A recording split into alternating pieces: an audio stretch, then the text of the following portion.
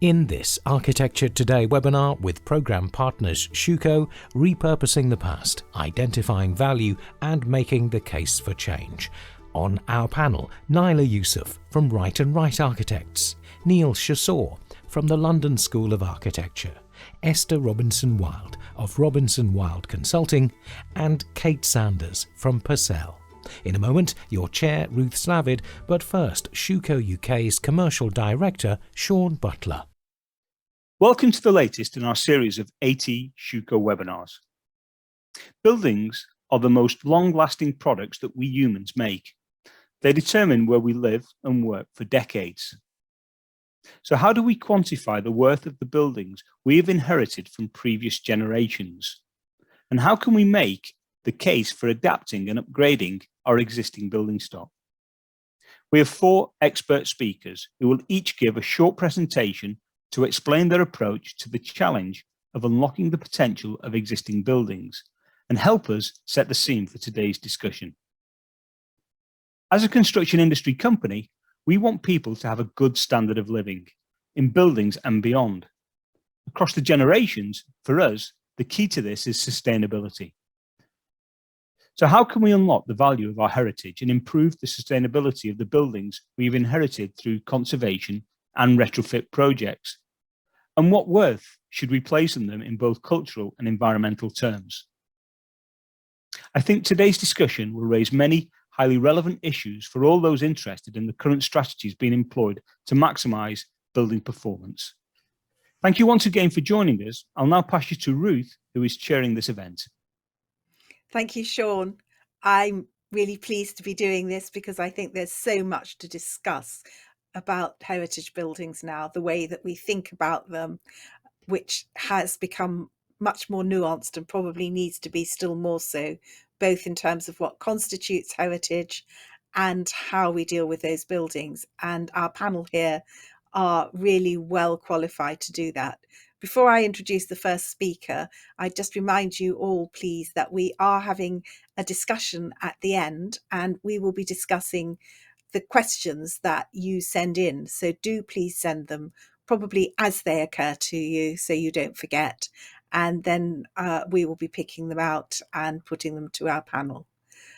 But now I am delighted to introduce our first speaker, who is Naila Yousuf, who is a partner at Wright and Wright Architects. Naila. So this is a photograph at the Museum of the Home, which shows buildings from 1715, buildings from 1998, the new Hoxton Overground Station that was completed in 2010, and our interventions which we completed last year, such as the studio pavilion with the green roof in the foreground here, and the learning pavilion at the back. So buildings hundreds of years apart that are part of the same story. Camillo Sitte spoke of Athens. The interior temples and monuments are the stone myths of Greek people. The highest poetry and thought are embodied in them. The expression of feelings for a great people. The work of several centuries grown to the maturity of pure art.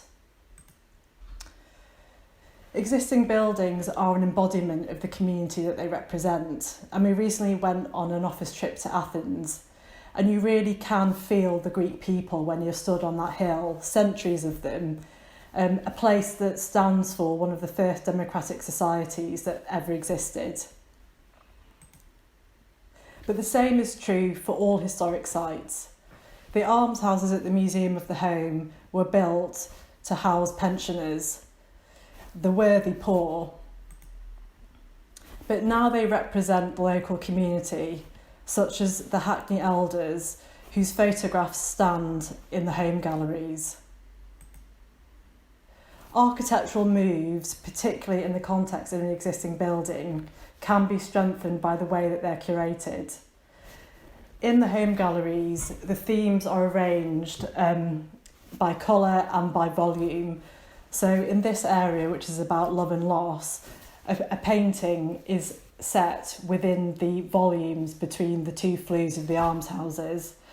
And I picked this because it's a really moving painting. It's called Gone, and particularly in the times that we live in at the moment with everything that's happening in Ukraine, it shows women and children as they grieve and say goodbye to their husbands and brothers. And I just thought it was a really moving painting and something that we can all kind of relate to as part of a shared experience when we're going through the gallery space. Existing buildings and new buildings that are added to historic sites, they're not objects. They are part of a continuum, and they are part of a layered approach to a site. I thought of the work of Kurt Schwitter's, who used junk and ephemera to create the most amazing collages. And the part of the vitality of his work is that you can't actually see all of the layers, and that's kind of that is what makes it what it is. But existing buildings are a bit like that. There's a lot that you can't see that isn't evident, and we always try and take lots of photographs during construction just so that we can understand what's happening and look back once a building's completed. So you can see the new collection study room at the Museum of the Home on the right-hand side, and on the left is an in-progress construction shot that shows how we opened up into the ceiling to create this double vaulted space. Existing buildings are also collaged within the context of their site. Lots of historic sites are so special because they are so generous in terms of access, openness, and now public access in the case of sites that are now truly publicly accessible. And that's an approach that we can really relate to. It's an ethos that we really support. So at the Museum of the Home, our new interventions are collaged into the site and into the city. There isn't a delineation between the public realm and the museum site. We want visitors to sit on our buildings, to lean on them, and to pause as they are moving through the various moments within the site. Existing buildings and new buildings located in historic sites are rooted into their setting. So at Lambeth Palace Library, we added what appears to be a completely new building at the bottom of the garden. But actually it is joined to the historic gatehouse building, Morton's Tower, which was completed in 1490, and the great and the good of the world have passed through those doors into Lambeth Palace. And it's connected to that building by a historic brick wall that you can see edged in red there. The new library is part of a tower, a series of towers across the skyline, though it seems kind of dwarfed by some of the tall buildings that's in the vicinity. And at the top of the tower, you have this amazing panorama that is really quite humbling. You can look out to the palaces of Westminster that reinforces the relationship between church and state. Landscape gives existing buildings and new buildings in historic sites real meaning and a sense of the past. Often trees and other landscape features have existed long before the buildings have, and they will continue to be there through the evolution of a site. Back to Athens, the Acropolis was set on the hill. It was its own citadel, but it was Theseus that had the idea to combine the surrounding villages to form what we now recognise as being Athens today. And he located the civic entrance on the slope of the site. Now, the Parthenon, set on the top of the hill, was recognisable to those approaching Athens by boat. And the bronze statue of Athena in the foreground, because it was so tall, was even more recognisable from further afield. So the buildings were a form of navigation, and they were distinctive, but they weren't iconic. But now it's worth noting that the Acropolis is not just architecture anymore. It's an artefact and perhaps a slightly reluctant icon in the landscape. Its presence is really felt as you move across Athens, almost acting like a touchstone. There's no better example of the idea of creative use than the North Indian quilting technique of Kantha. Using this process, old fabrics, typically saris, are reused in an extremely creative way. Coloured threads and bits of fabrics are pulled out and embroidered onto layers of old saris to create really beautiful new objects. And I think we can all kind of learn from this approach when it comes to our views on how we adapt existing buildings. So it's not about preservation, It's actually about how we can use existing buildings to their fullest to maximise public benefit and to continue the story of the site. No site is static and all sites are in flux and will continue to be in that way. At the Museum of the Home, the site started with a series of market gardens with cattle free to roam in the area. But through industrialisation, the area became densified, and from the 1860s, the area was extremely overcrowded in what we now recognise as being slum living. The Second World War completely transformed the face of Hackney, but also other areas of the East End and other parts of the country. And what it did is that it created these huge pockets and voids, which after this time were then collaged into with new elements knitted back into the city. And you can see the Museum of the Home site here, and actually what isn't seen, because it's kind of in the seam of the book, is the bomb damage that happened around that site that was later kind of infilled. Looking to our site more closely at the Museum of the Home, the U-shaped ensemble of almshouses is shown here in purple, with later additions, such as the timber link shown in green, added not long after. But these new additions were done in a really sensitive way so as not to usurp the almshouses. And we've really taken our cues from that approach in our project.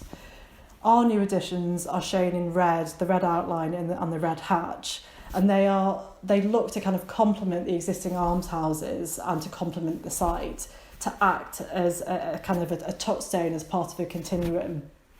Architectural elements that had been lost have now been reinstated. So all along the lower ground floor in the almshouses, there had been small windows which had been blocked up. But we have reinstated those windows, which means that visitors that pass through the home galleries can get a direct view out to the period gardens at the back. It was really important to us on that project that we were able to tell the story of the building through strategic moves, but also through detailing. So in the home galleries, we've inlaid bronze strips which mark out the fabric of historic elements now lost. And as the public move through the space, we hope that will strengthen their experience. It's also enabled the museum to use our architectural framework to explore different ways of curating their collection.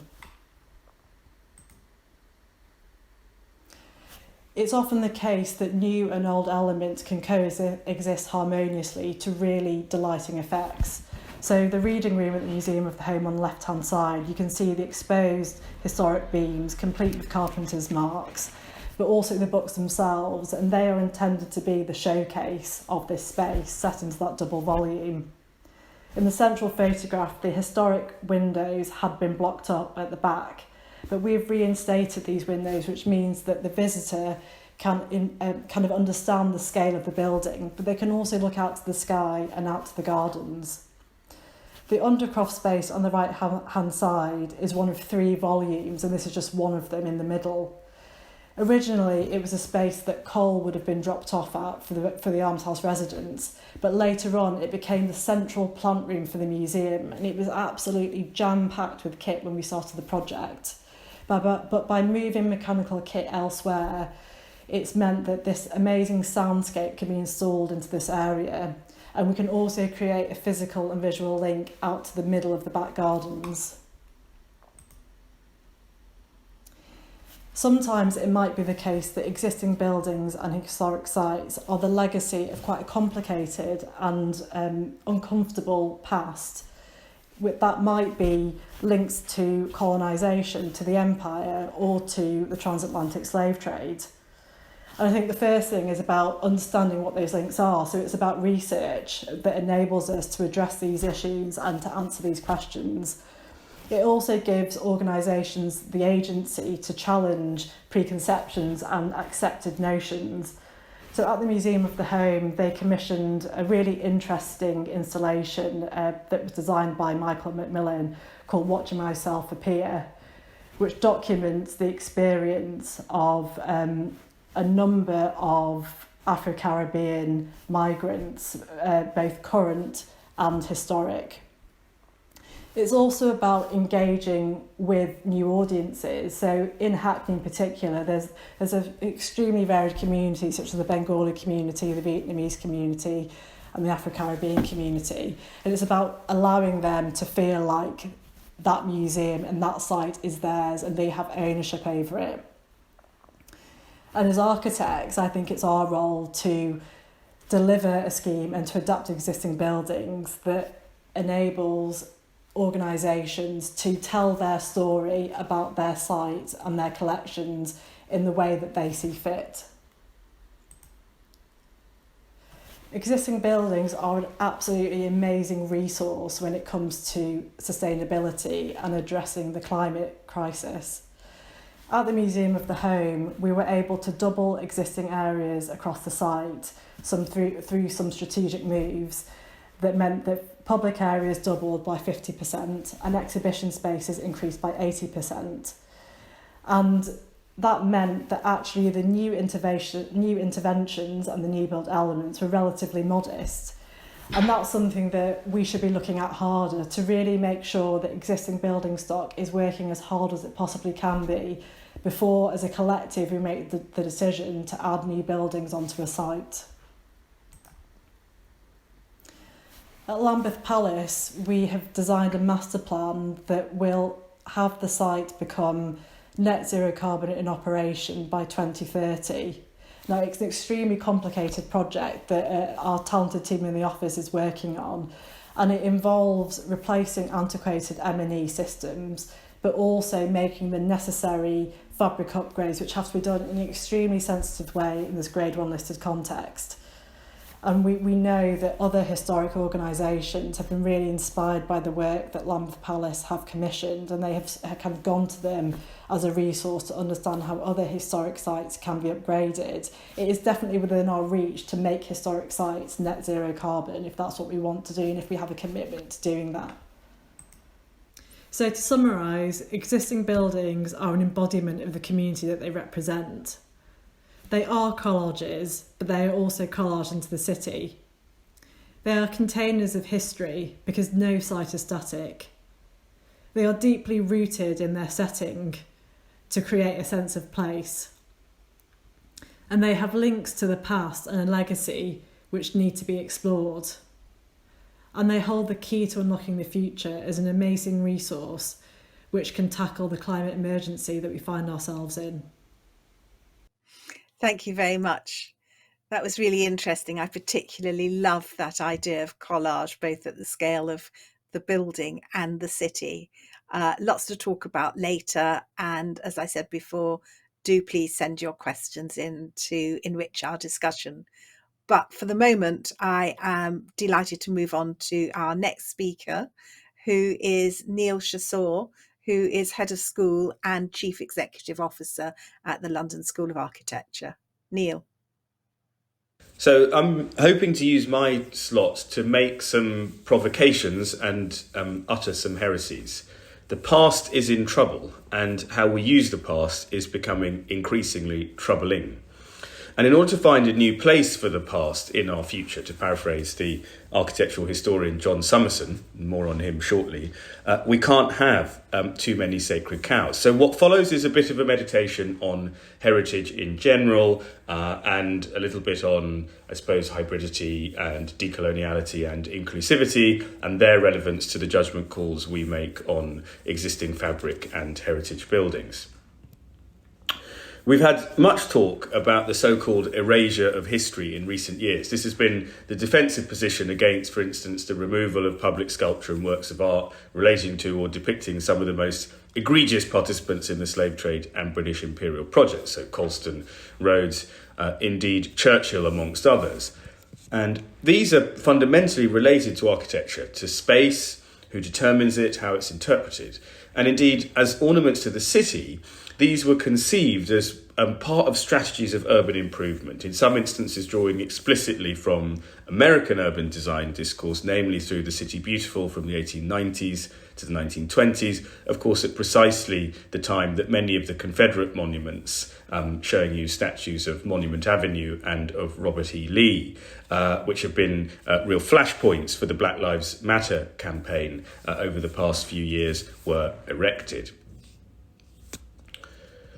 This controversy has thrown up two common attitudes which have, of course, been hiding in plain sight. The first is a deep ambivalence, if not a willful ignorance, in the public consciousness about legacies of slavery, colonialism and imperialism. And this, I would argue, is in part characteristic of the rise of ethno-nationalist and populist politics in the West. The second is about the contested place of heritage and history in the public imagination and indeed in public policy. And there's been often, I think, a false equation between them. They are, in reality, different things. So for me, as a historian, history is a critical praxis. It's a discipline, it's a discourse. Architectural history, therefore, too often wrongly presents itself as merely the history of buildings, of monuments. Heritage is something rather different altogether, literally that which has been made or may be inherited with particular etymological relationships to land and tenure. It was not really until the 1970s that it began to take on its more modern connotations as part of an industry. It is arguably this contestation over the so-called erasure of history and the uses and abuses of heritage in history, which I think we should tackle as part of this webinar discussion. Heritage, what is chosen to be valued and what is not, is reflective of certain cultural and political hegemonies.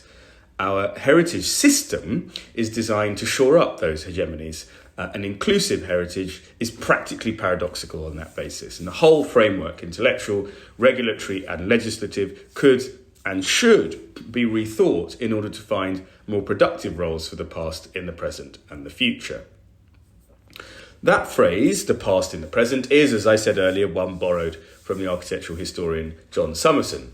He used it for the title of an essay subsequently published in a book called Heavenly Mansions. And it's of significance because it reflects Summerson's role in codifying early listing criteria through his place on the McLagan Committee, which was an advisory committee instituted with the passing of the Town and Country Planning Act in 1944, convened to make recommendations for the principles of listing. And that advice was later circulated in a memo entitled Instructions to Investigators for the Listing of Buildings of Special Architectural or Historic Interest under Section 42 of the Town and Country Planning Act, 1944, issued in 1946.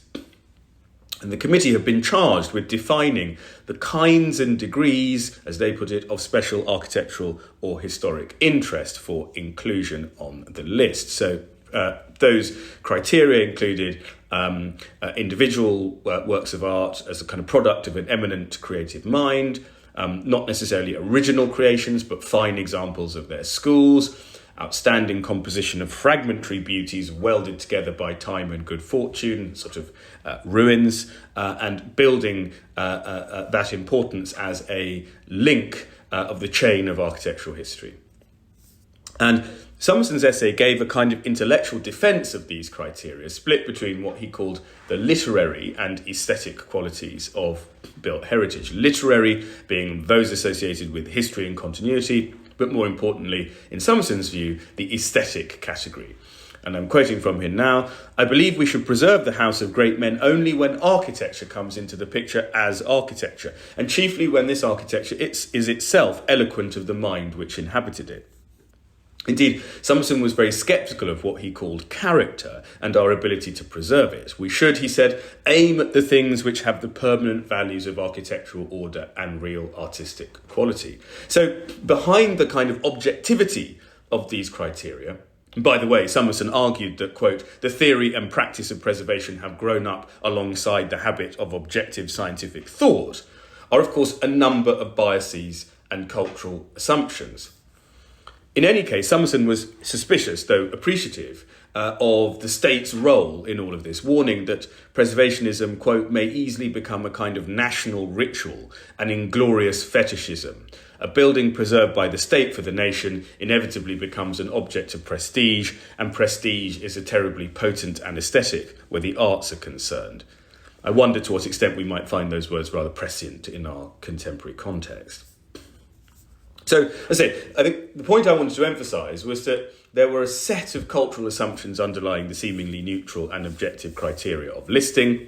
If we want a more expansive conception of what constitutes value environmentally, culturally, socially, perhaps we need to revisit some of those foundational moments like the 1944 and 1947 Town and Country Planning Acts in particular to unpack them.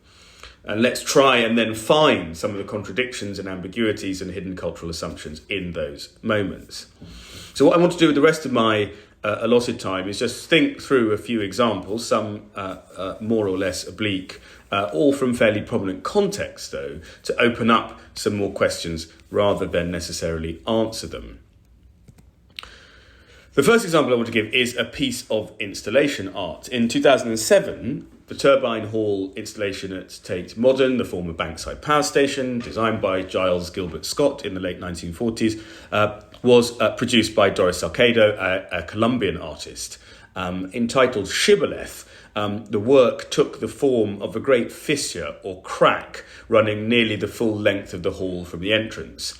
From a hairline, it grew wider and wider as it ran along the depth of the space, and within was a kind of mesh-like interior holding the crack. So I'm showing you, as I think it's appropriate in this context, a photograph of the turbine hall as it was, I think, when the power station was decommissioned, and then obviously the Herzog and de Meuron turbine hall as we know it as part of the Tate Modern. And these are some views, photographs taken of the installation in 2007, 2008. And the work was intended as a deliberate incursion of non-Western European ideas and experiences into the Western European Museum and Art Gallery. It was about migration, migrant experience, the kind of complexity and hybridity of identity. As Salcedo commented, quote, "I'm making a piece about people who've been exposed to extreme experience of racial hatred and subjected to inhuman conditions in the First World. The presence of the immigrant," she went on, "is always unwelcome. The presence of the immigrant is seen as jeopardising the culture of Europe. Europe has been seen as a homogenous society, a democratic society that has learned, through centuries of development, to resolve these issues through dialogue. And if that is the case, then where do we place these outbreaks of racial hatred?" So the fissure served kind of metaphorically. And then at the end of the period of the installation, the crack was filled, and I'm just showing you this image showing the filled-in crack running along the turbine hall. And again, in the artist's words, it was intended that this piece will be sealed, the piece will remain under the floor, and it will be sealed so a permanent scar will always be in the turbine hall as a memory, as a commemoration of all this life that we don't recognise for us are like ghosts anyway. So in that way, she went on, that the memory of the piece and the presence of the people that we don't want to look at the presence of this life that we don't want to acknowledge, pretty much has the same character, just a vague memory. So Shibboleth expresses much, in a way, of what I want to say about architecture, space, heritage, and the past in the city. You will hear or have heard more technical perspectives on these issues from conservation architects and heritage professionals. And what I'm trying to add, I suppose, is some provocations at an epistemic, almost philosophical level, and then relate those back to the real and the practical. Shibboleth is interesting as a spatial intervention, the crack and the fissure to make an absence present. In this case, to make the presence of the immigrant and the outsider kind of striking, quite literally. And then more powerfully still, maintaining that presence through this process of scarring. It effectively and permanently reinscribes a space, and it acknowledges implicitly an enduring framing. The museum, gallery, institution, art market remains the frame, though in reinscribing, this is somehow kind of powerfully remade. And I think in the poetics of the Shibboleth piece, there's much that we can learn for heritage about making scars legible, about inscription and reinscription, about feelings of exclusion and inclusion of certain experiences. And I wonder, could we apply this kind of thinking to city making and to heritage more broadly, in particular so-called difficult or contested heritage? I want to draw next on another example which I think sits at the intersection of public art and architecture.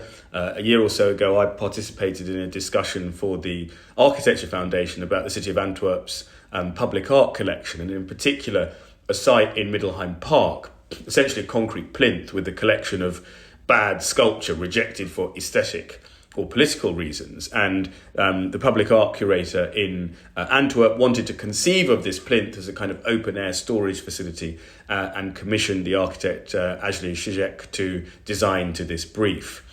And there was much that I found really compelling in this strategy. The architect drew inspiration, for instance, from Mises' collages, especially those for the Unrealised Museum for a Small City from the early 40s, in which works of art were kind of placed on a grid and obviously a clear evocation of a kind of chessboard. So what emerged was, as the museum describes it, an arrangement, quote, across the terrain like chess pieces, allowing each work to be seen individually whilst entering in a relation with the other artworks. The subtle game of sightlines and contrasts produces a dynamic display that invites you to enjoy and study these sculptures. So it sets up, in other words, new connections and correspondences or dialogues between works for viewers to interpret and interpolate. And moreover, it's mutable. You can move the pieces on a chessboard. You can add more or remove some or put them in different configurations with one another. So analogously to Shibboleth, this approach to kind of contested or difficult heritage seems inherently more flexible, more contingent, allowing what we value to be subject to change and subject to multiple interpretations rather than just one hegemon. Could elements of these approaches be further explored in relation to the city at large? Could it actually enrich rather than at all impoverish or kind of erase our heritage and urban experience? To understand the potency of problematic heritage in public art, we might look at the obvious example of Cecil Rhodes, which I often invoke in kind of talks and seminars of this kind, not least because I'm really interested in the particular addresses to space, architecture and heritage that the founding manifesto of Rhodes Must Fall in Oxford makes, and how little that's really been picked up in architectural discourse. So not only does it talk about Rhodes Must Fall as a movement to decolonise education, it talks about Oxford as a place choked with buildings, monuments, libraries and intellectual legacies raised from colonial pillage. It talks about visual iconographies, cultural capitals, civilised culture of taste. It talks about imperial iconographies of space. These are very direct appeals, I think, to fundamental aspects of design and the discipline of architecture and indeed of heritage. And I found this thinking, or this Rhodes Must Fall, as a kind of avenue or opening into decolonial thought, really informative in my own work as a historian and in advising or consulting for building owners in the case of the RIBA, especially, and its building at 66 Portland Place.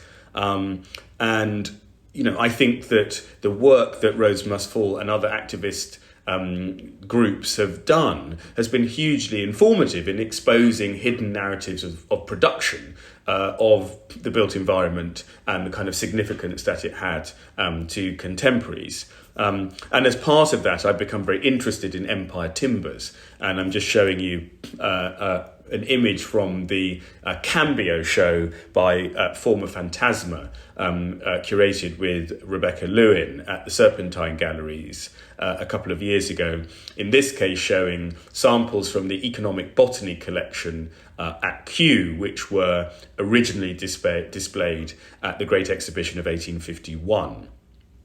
But they have this kind of afterlife well into the 1930s and indeed beyond, including at 66 Portland Place, which, as you know, has just been subject to a competition to create the new House of Architecture. And, one of the things that I'm very curious about is how you make these kind of complex histories and networks of supply kind of imminent, because I think it's something, in particular in an age of climate crisis and kind of ecological collapse, where we are kind of revisiting our sort of in extractivist cultures, certainly when it comes to the production of architecture, there's a really kind of powerful and complex narrative there that I think we need to value and we need to kind of express. So just as an example, this is the Dominion screen at the back of the Henry Florence Hall. I'm sure many of you know it well. Carved to the designs of the sculptor Dennis Dunlop, showing the flora, fauna, crafts and kind of industries of the white settler dominions and India. So you can probably just make out the kangaroo on the left, the springbok to the right, the Indian elephant in the middle, the beaver, and then the kiwi just to the right, with the obvious connotations that they have. These are some closer views, and I think the sort of oil rig showing South African industry, bottom right, there is a kind of particularly telling metaphor of extractivism that really gets to what I'm talking about. And this image, which was a poster designed by the architect MacDonald Gill, the younger brother of Eric Gill, heralding the first Empire Timber exhibition of 1920. Just again, I think showing the ways in which architecture and craft were kind of implicated in the creation or attempt at the creation of this market for Empire timbers. So you can see houses right at the centre of this kind of tree of Jesse, fencing and gates, panelling and flooring. These are all trades obviously connected to the production of the built environment. And these were displays of Empire timbers at the building centre, which had a very close relationship to the specification used for 66 Portland Place by the RIBA. Perhaps less controversially, or maybe even more so, I think there are similar tensions in buildings and heritage assets like Battersea Power Station, which to me is an extremely sad symbol, I think, of what has gone wrong in preservation and heritage's place within planning and development. Incidentally, according to some of Summerson's criteria, it was a building that perhaps ought not to have been worth listing. He certainly would have had a perspective on it. He worked in the office of Giles Gilbert Scott, who I mentioned earlier as the architect of Bankside, who had earlier been the consultant architect largely for the exteriors for the London Power Company's power station at Battersea. And it was a building of which Scott himself was not particularly proud, certainly compared to Bankside, which he thought was a much more successful design. Summerson apocryphally remarked that it looked like an overturned footstool. But I suppose I'm more interested in the fundamental confusion and sentimentalism about Battersea Power Station. What is it that we think we value in it? Is it a piece of industrial archaeology, or do we admire it as a fine piece of architecture?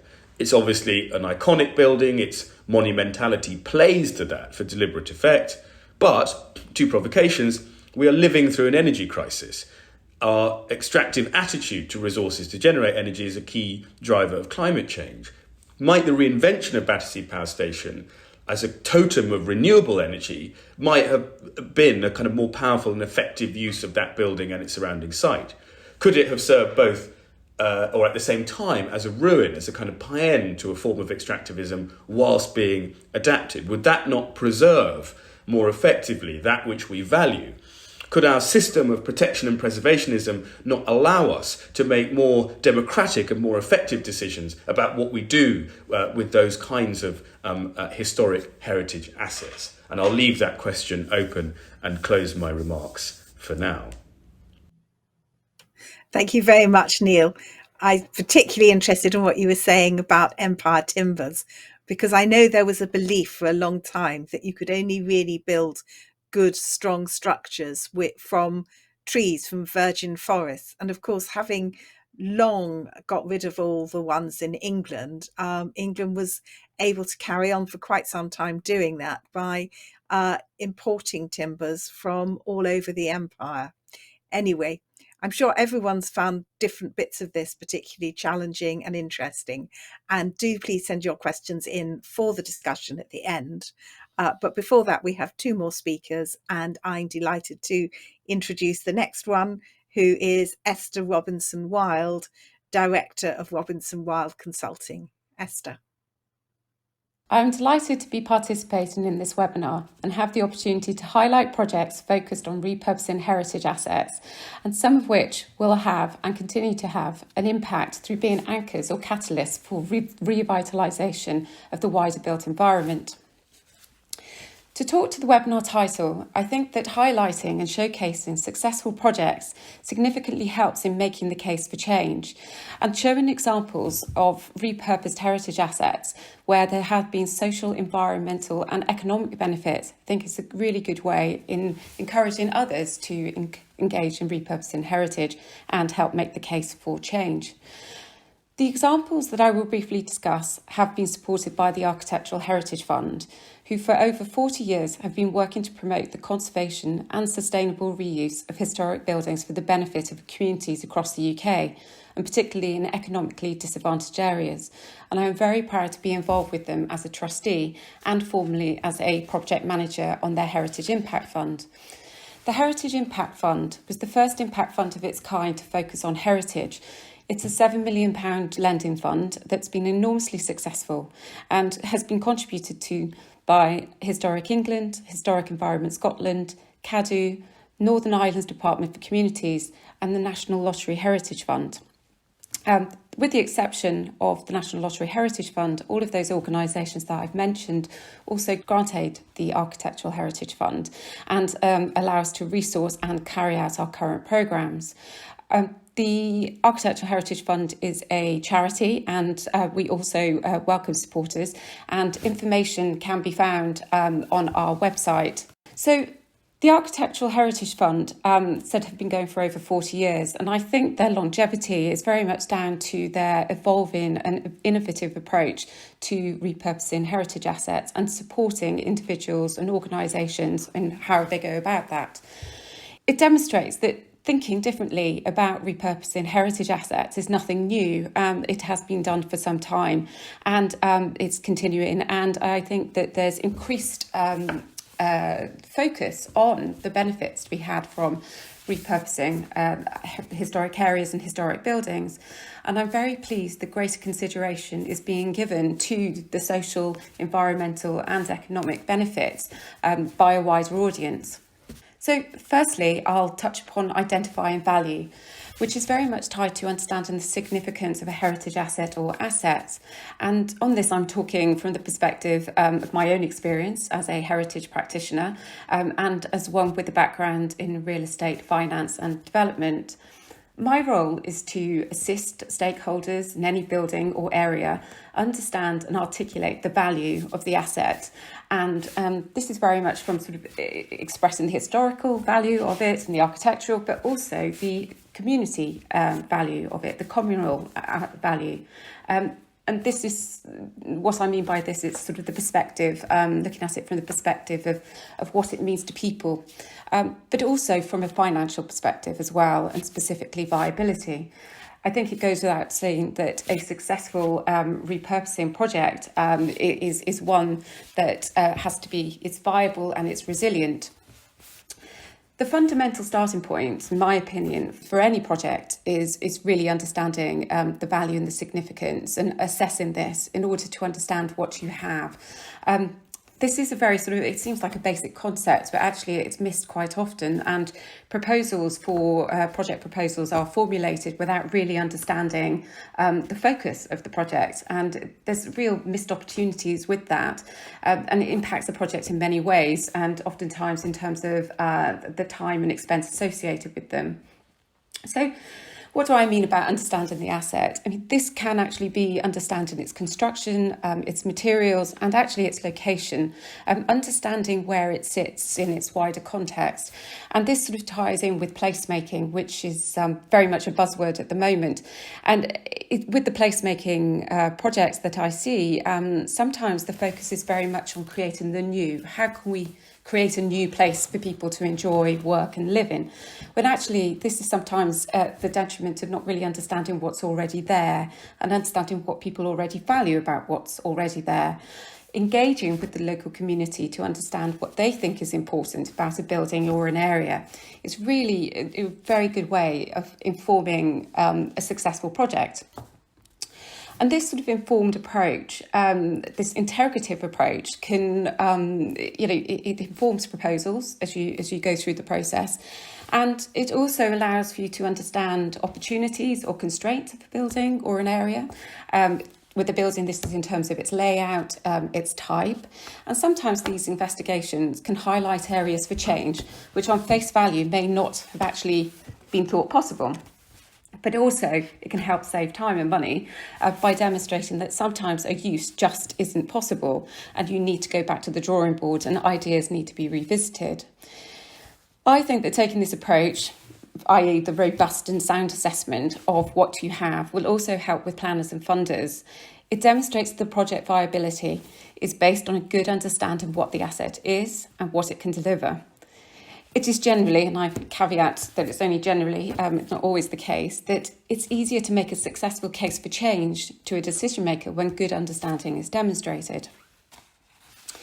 So on that particular point as well, on the early stage, developmental process, the Architectural Heritage Fund are an example of a funder who can assist in the early developmental work phases, as we are rather unique in that we support communities and organisations at every point in the life cycle of a project, and that extends from startup advice and to grants for project planning.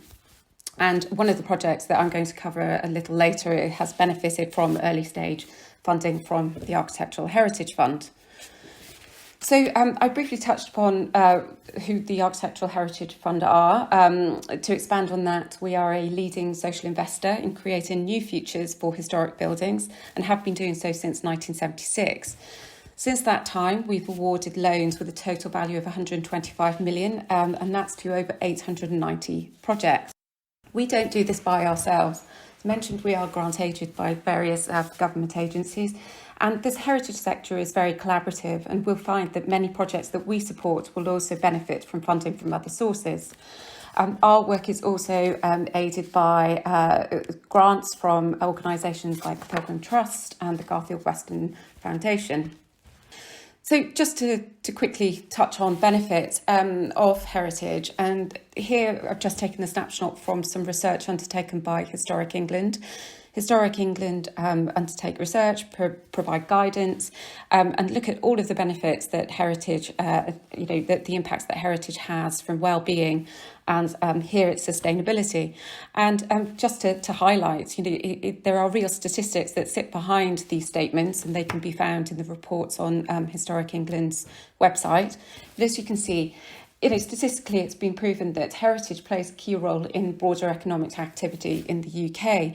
And some of the projects that I'm going to touch upon are focused on high streets and are in town centres. So, there is a very real focus at this moment in time on how we're going to go and revitalise our high streets and town centres. And as you'll find across the UK, a lot of them will have historic elements. There will be a historic built environment. So to move on to some of the case studies. So firstly, this is the former Grapes Hotel in Whitehorn in Dumfries and Galloway. So this project is aiming to provide affordable green homes in the heart of the town centre. So the building is built around 1800. It's in a prominent location within the town centre, and it's in a conservation area. It was a hotel up until the 1950s, and then started a gradual decline and finally closed in 1990. It was saved from demolition in the 1990s and did benefit from some external fabric repairs as part of a wider regeneration scheme back in 2009. So here the client, the All Roads Lead to Whitehorn Trust, are aiming to deal with the challenge of fuel poverty and the link between fuel poverty and older buildings. So what they were finding is that there is a very pressing need for housing. Young families were moving away from the town centre to housing outside because they were finding that the cost of heating traditional buildings was really quite prohibitive. So through this project is aiming to bring this building back into use through using innovative green technology to provide the, insulation and a renewable heating system in the form of air source heat pumps. These heat pumps will save around 2 tonnes of carbon per year, as when compared to conventional electricity generation. And this project for me is really important and quite exciting for the perspective of that it's a really good example of combating sometimes a fairly entrenched view that historic or traditional buildings cannot be energy efficient. It's also one of the projects that demonstrates the Architectural Heritage Fund commitment to tackling climate change, and it's a environmental case study on our website, one of several which are accessible, that showcases and highlights our commitment to this. But it's also dealing with a very societal need here. People need housing, and this is demonstrating that you can actually upgrade historic buildings to provide much needed housing. So AHF supported this at the early developmental stage when they were looking at the technical design, and that helped the project progress to the point that it secured full capital funding, and it's now fully funded. So it's also a good example of why the Architectural Heritage Fund exists. It's a really good example of how we help a community find an enterprising way to a local need, and revitalise an old building. So then moving on to Alma Place. This Alma Place, it's named after a battle in the Crimea War, I've learned. The building dates to the mid-19th century. It's situated in Red Roof in a small conservation area.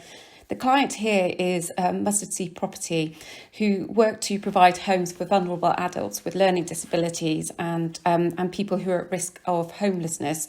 So they purchase buildings to create homes to support stable lifestyles. So here the project is aiming to conserve and adapt this building to provide a large retail unit on the ground floor and 6 accommodation units for individuals who are at risk of homelessness. Architectural Heritage Fund awarded £50,000 through the Transforming Places Through Heritage Community Shares Booster Programme, and this was to match the company or the organisation's community share offer. So the Community Shares Booster Programme is designed to support cooperatives or community benefit societies boost their investment, but also is to assist in highlighting the benefits of community shares generally. And then moving on to High Street West in Sunderland, a fantastic project. It's also a really good example of the continuing tradition of adapting and repurposing buildings to meet current needs of society. So these were formerly terraced houses that were rapidly adapted in 1840s to create a drapery shop for George Binns and Son. And this was in response to the growing town of then Sunderland, as it started to stretch away from the port up the hill. Binns, the drapery shop then turned into Binns Department Store, which became a household name in the area, and they continued to expand and left these buildings some time ago, and unfortunately they went into a period of decline. Sunderland City Council acquired them and then gifted them to the client here, who is Tyne and Weir Building Preservation Trust, who have a very long and successful record of repurposing heritage assets and creating long-term viable uses for them. So here the project is focusing on providing a dynamic, multi-purpose arts and social space, and it really is acting as an anchor and catalyst for wider regeneration in the area. So the wider area, the High Street, is benefiting from a partnership grant scheme between Sunderland City Council and Historic England. It's a heritage action zone. So there is funding going into the builders in this area to revitalise it and bring people back to there and to the shops and to this what will be the cultural hub. Here's some before and after pictures. So as you can see, it was in a bit of a state and has now, painstakingly been restored by the Tyne and Weir Building Preservation Trust. Since last year, it's been home to Pop Rex, and one of the buildings now has it's a music venue with a fully equipped stage and bar. Now, Pop Rex are very well known in the area. They have brought the Charlatans and Franz Ferdinand to play intimate gigs in the city. And they're also instrumental in working, setting up, there's the cafe next door that's going to provide a training kitchen to help young people gain experience in the hospitality industry. They're also partnering with other organisations across the city to help people on a pathway to a career.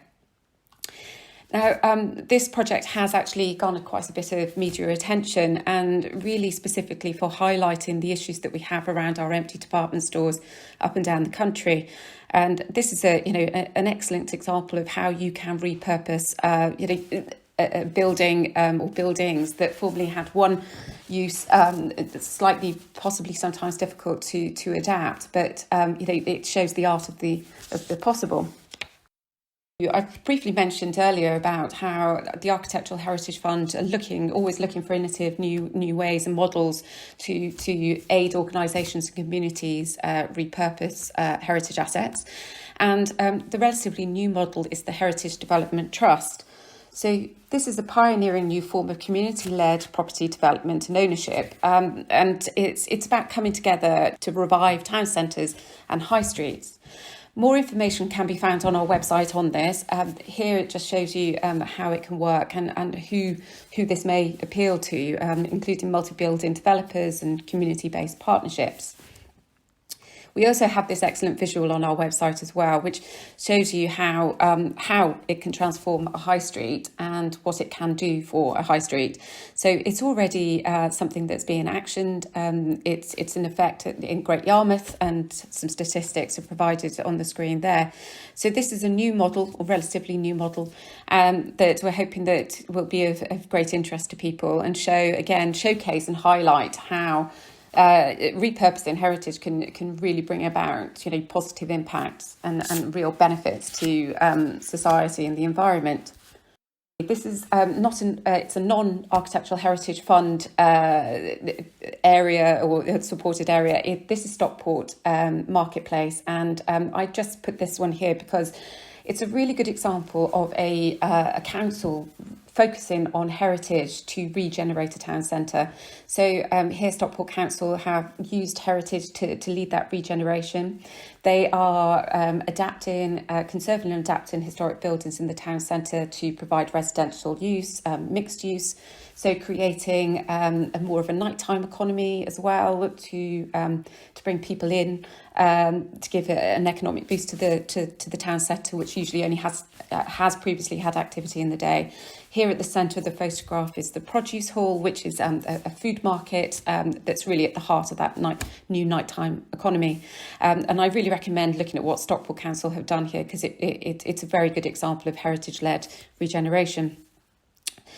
So just to conclude, I think the best way to make the case for change is really to shout about and highlight and showcase all of the projects that are really successfully, creating positive impact in town centres, high streets, or rural areas, where there people are using heritage assets to revitalise or provide very to meet the needs, the very real social needs of the local community through affordable housing. These are projects that really do showcase that you can deliver social, environmental and economic benefits through repurposing heritage assets. Thank you very much. Thank you. I can't decide if I am more impressed by the ideas for bringing life back to the high street, or for actually convincing people that it is possible to make older buildings livable without enormous fuel costs. Anyway, lots to talk about later. And again, a reminder to you all, please do send those questions in, both about the earlier speakers and about our next and final speaker, who is Kate Saunders, who is a partner at Purcell. Kate.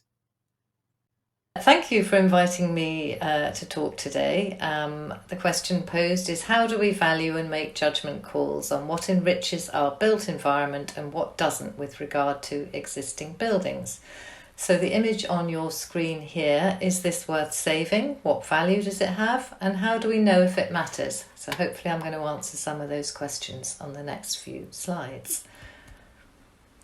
We are architects, master planners and heritage consultants, and we specialise in working within the historic environment. As a practice, we've been involved in the conservation of many significant historic buildings and places for 75 years. Early on, we established our own best practice methodology based on the thorough understanding of a place, what makes it special, and sound principles of subservience and reversibility. And we still stand by those principles today.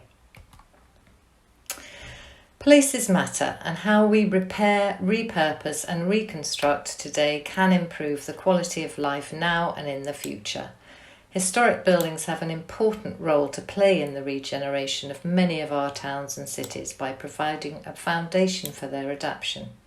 The key is to make sure our heritage remains relevant to future generations who may have a different value system from the time when the building was built. So new uses and sensitive adaptations can be facilitated, especially when original use is no longer relevant or viable. This is Crescent Kernel on the screen at the moment. So what is a heritage asset? Historic England defines it as a building, monument, site, place, area or landscape which has a degree of significance, which needs consideration in planning decisions because of its heritage interest. Our heritage consultants and architects take a pragmatic approach to the adaptation of a place's historic fabric with a focus on appropriate conservation rather than pure preservation. This enables holistic design approach to sensitive sites, and it recognises conservation principles whilst managing these with progressive design ideas to meet modern demands. So looking at the National Maritime Museum, this is a Grade 1 listed as part of a UNESCO World Heritage Site, and as you can see, there's a significant modern intervention there. So what is significance and how do you determine it? We encourage an open debate to reach a consensus on what is significant, but it needs to be based on evidence.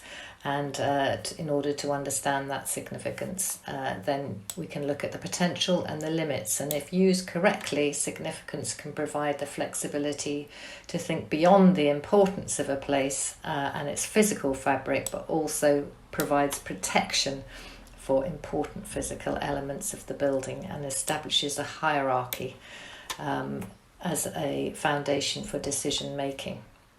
So what are the tools that we use? So as I've already said, we have our integrated heritage team and they help produce conservation management plans, heritage impact surveys. We also use BIM for heritage, which allows us to put information into the model for future use. And of course, we integrate sustainability into our design process. A conservation management plan is a tool that helps us develop the management strategy for historic assets. And it explains the significance and provides a holistic view by collating all the issues. It informs the way an asset should be conserved and managed, and it establishes why the asset matters and what matters about it. So it's a really useful document. This is just a page from a document as part of the process. So it's used then for programs of repair and conservation and developed to inform proposals from change. So I'm going to talk about a project we completed in 2021. This is the National Gallery Accommodation Hub, and it demonstrates some of these strategies in practice. We have been working at the National Gallery for 30 years. We wrote the Conservation Management Plan, which documents the history and the change of the gallery since it moved to its current location in 1838. It's a Grade 1 listed building, and that includes the Sainsbury wing, which is listed in its own right, and that was completed only 30 years ago.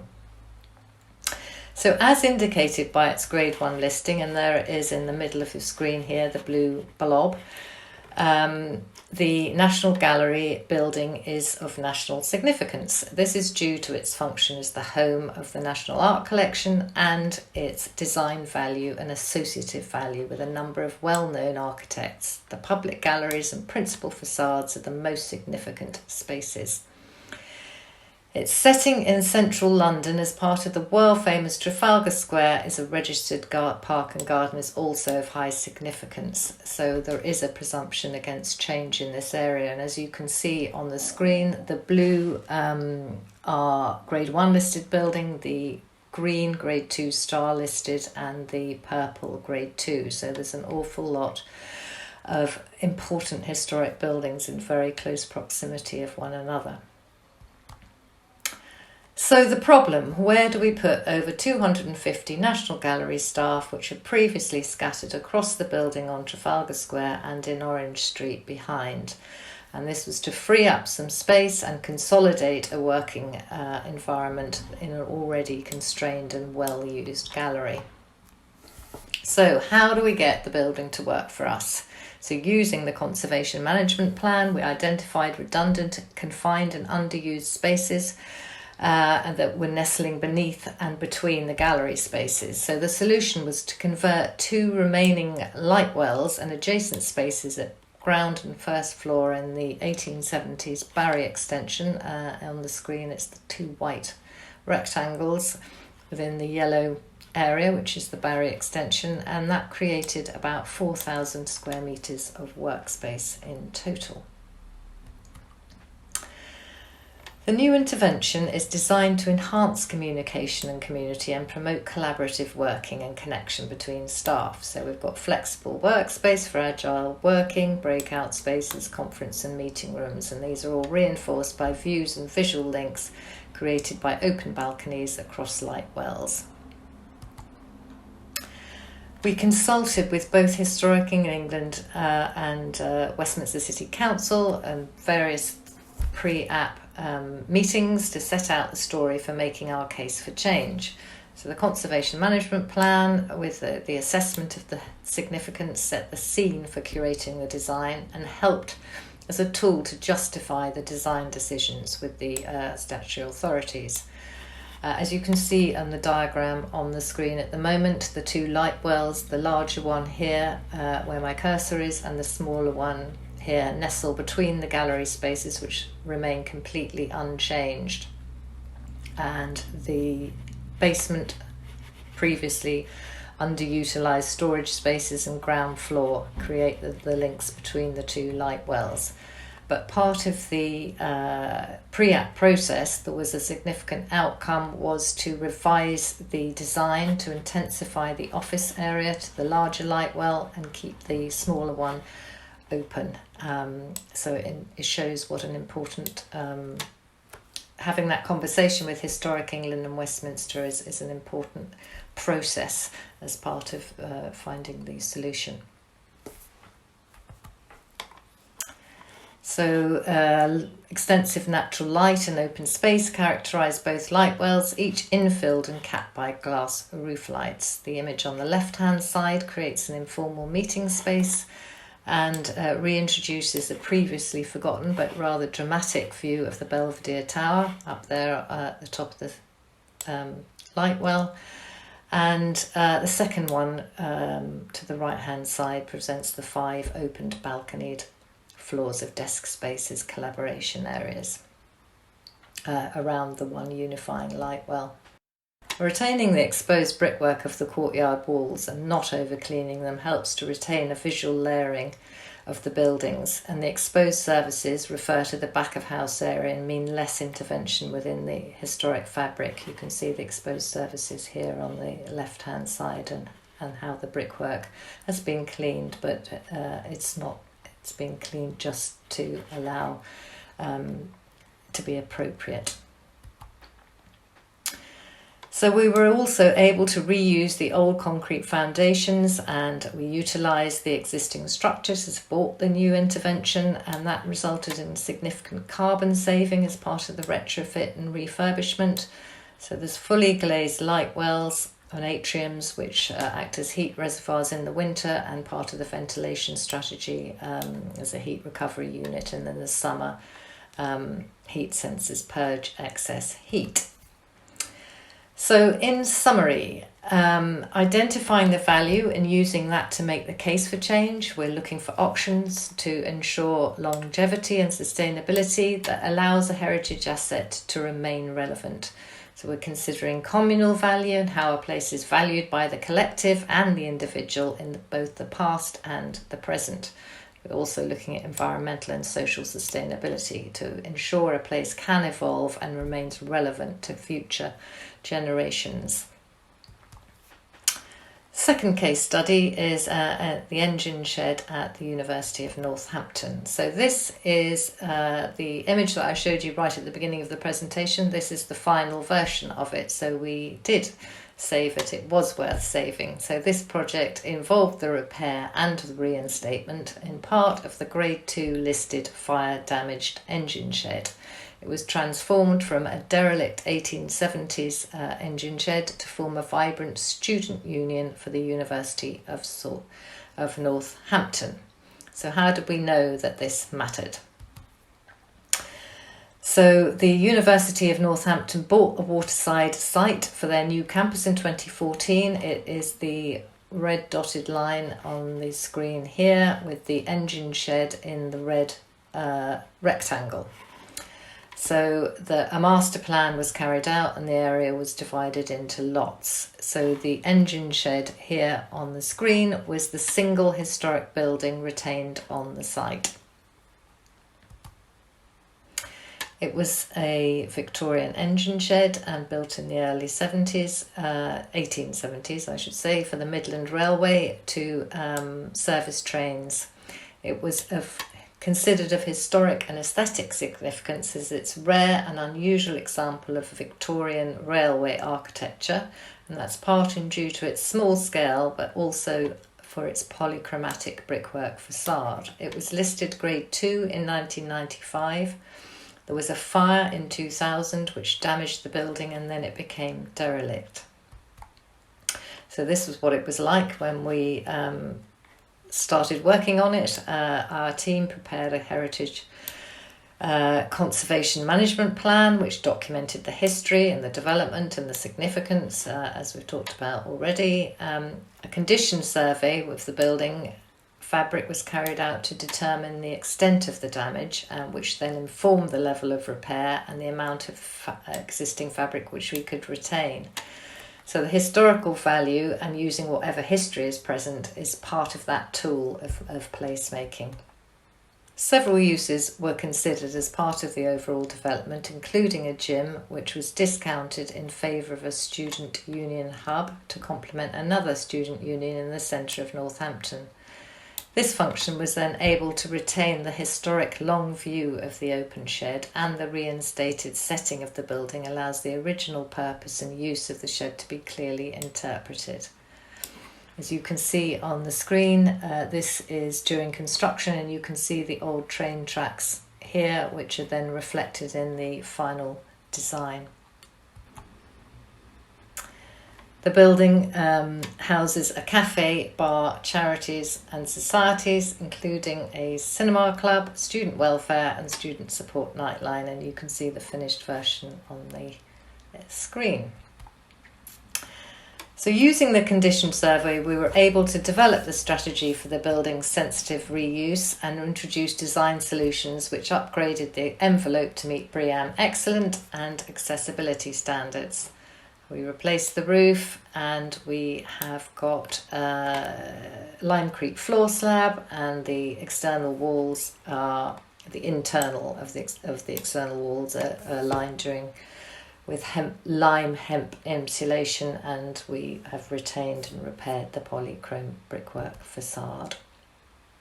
So in summary, is the function still appropriate, and how can you reappropriate it? It's better to make some change than demolish, and we can use a better new use of spaces to still retain the external fabric, and this is another way of thinking about the space.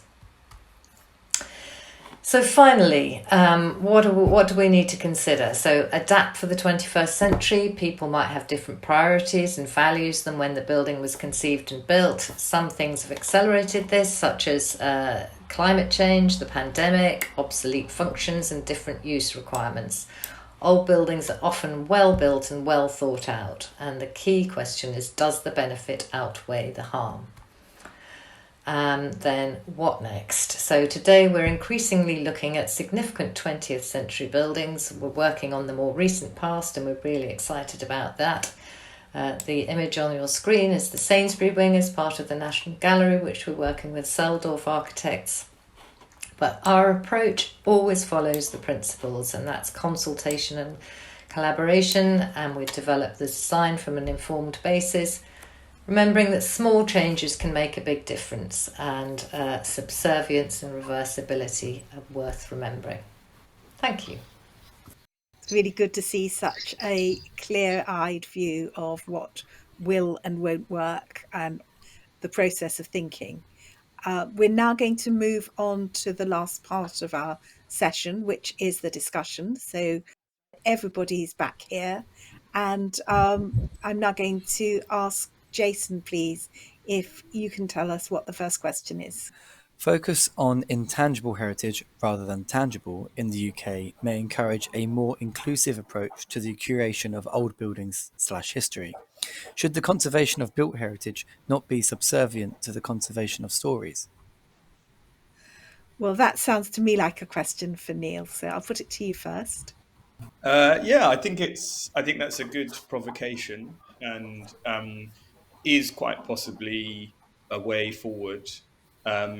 I do think, as I guess was implicit in my talk, that our kind of system and kind of method of preservationism is kind of hedonistic in the sense that it privileges the aesthetic and privileges the built, but there are these kind of intangible elements, these intangible histories to what seems to be the very tangible, the most tangible in a sense, which is architecture. So I'm inclined to agree with that suggestion. I don't think we should throw the baby out with the bathwater, but equally, I do wonder whether, if we're serious about kind of meeting these calls for redress, for greater inclusivity, and the kind of celebration of diversity, whether there needs to be quite a sort of fundamental shift.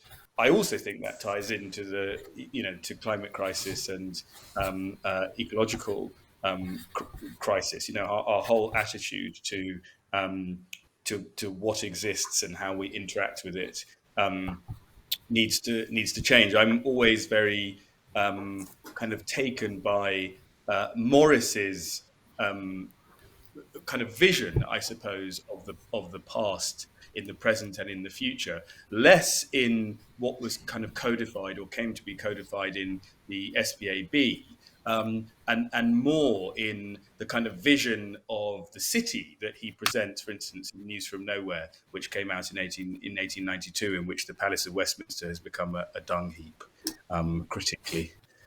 I'm going to also put that question to Naila, because I think your presentation, you talked a lot, particularly at the Museum of the Home, about storytelling, but at the same time, you talked very much about how one can make the buildings work harder. And there is such an important argument, I think, for keeping those existing buildings and making them work harder from an environmental point of view. So I'm wondering whether you see this as an either or rather more as an and. I see it as being an and the two things needn't be mutually exclusive. I think the intangible aspects of history or social history in respect to the built environment are totally interlocked. And I think it's something that we really enjoy doing in our office, is kind of unearthing those intangible elements through researching what the site was, who lived in those buildings, and through the work that we do on historic sites, kind of generating this shared experience and bridging links between collective memories from previous inhabitants or former users of the sites or people from long ago, so that those that are within those areas now, whether that be a visitor or a custodian of a building, can kind of tap into that experience. And I think we'll go back to Jason for another question, please. If we are to preserve and reuse existing buildings, shouldn't there be more relaxation from planners around change of use to make it easier? Yes, I think that there is a lot more opportunity for that now. I think it's important to we need to use the building. So how do we do that? And often that means that the use is no longer valid or appropriate.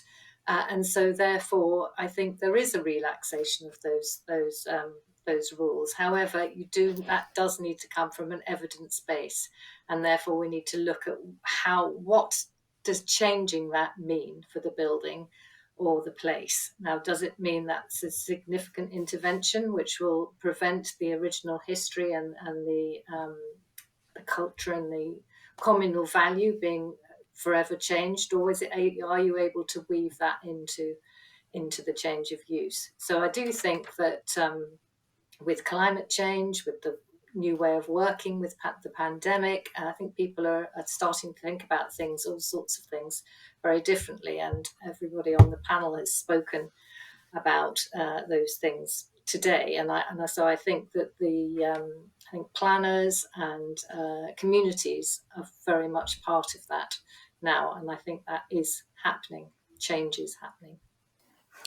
Should our sector be pushing impact assessments or heritage statements for planning applications to be produced independently rather than on behalf of developer or owners in order to ensure that the research and justification is appropriate? Yes, I think they should. Well, they should certainly come from an independent point of view, but they should be evidence-based. So therefore, they should be challengeable. I do think it's important that they aren't seen as one-sided, but they then should be reviewed quite carefully to make sure that they are not just telling the one side of the story that benefits, say, the developer. I think in a lot of cases that's what the statutory authorities do actually ask for, an independent view, but actually really in the basis is that any kind of impact assessment should be just the facts, and therefore there shouldn't be too much interpretation. But we all know that there is a little bit of that. So I would agree that independent evaluation is a positive thing. And I'm going to put this to Naila as well. I don't know if you have a view on this. Yeah, I think I kind of agree with what Kate was saying, and it's always a specialist that prepares those documents, and usually a conservation architect or an architectural historian that has the often a lifetime of experience in working in the historic environment that assesses a site, and they may be appointed by a client or a developer who may or may not be impartial, but the impact of a proposal relative to the value that those changes might bring about in being enacted is a really important part of what the output of those sorts of reports suggest. Just from my point of view, as a trustee of the 20th Century Society, which is that there's an important potential role, I think, for the national amenity societies to play in that. I think they're as the planning system has evolved since those organisations were founded, in particular, the sort of the three between the 1930s and the 1970s, the Georgians, Victorians, and what's now the 20th Century Society. Our kind of role as a kind of neutral, trusted party that could produce that kind of work, I think should be revisited, not least because the way that we are funded is often kind of, and increasingly precarious. And I think that might actually help to preserve, for want of a better expression, our role within the planning system. Can I just come back on that and just to say that I think it needs to be, any sort of assessment needs to be a well-rounded assessment, so not from just one point of view. It needs to look at all of the aspects. And as you say, Neal, a lot of the societies, so the Georgian Society, the Victorian Society, and the 20th Century Society, are thinking about an intervention or a proposal from their own standpoint. And I think as architects, we need to look at the whole and all of the aspects, because sometimes they are either contradictory or can be complementary as well. I think it's time for our next question. Interventions in historic contexts often seek to express the marks, inscriptions, and impressions made by people in the past. At what stage in a building's life does mere damage become something of value worth preserving and expressing? Interesting. Yes, we're very interested in the marks of the past, but when does damage itself become something that we should preserve? I think I'm going to put this on to Naila, because you obviously are very interested in the marks of the past. You've talked about that quite a lot at the Museum of the Home. Yeah, changes to buildings, whether that be what we now perceive as damage. Obviously, lots of historic buildings were demolished or altered as part of the post-war kind of agenda, but that's a slightly different thing, perhaps. So there's what one kind of group of people think as being damaged, another group at a later moment in time may not think the same way, but they're part of the social history of a site or a building, and depending on the significance of what that damage relates to, that might be something that you want to unearth and make evident to as part of an alteration to an existing building, or not. So just to use the Museum of the Home as an example, where lots of openings were made in the party walls between the cellular almshouses, we chose to set bronze strips into the polished screed in the new gallery spaces, so that the fact that these were dwellings, modest dwellings for pensioners, and the scale of the footprint and the scale of the buildings could be kind of read as a subsidiary element to the exhibition as visitors are kind of going through, and the hierarchy of how you kind of celebrate or not those alterations is also something that needs to be balanced with the other demands of the brief. That's very interesting. I wonder how much the Museum of the Home is a very special case, in that it is a museum and therefore it's all about understanding. And actually, of course, it's the Museum of the Home, and it was a lot of homes originally. So, you've done this really interesting job there.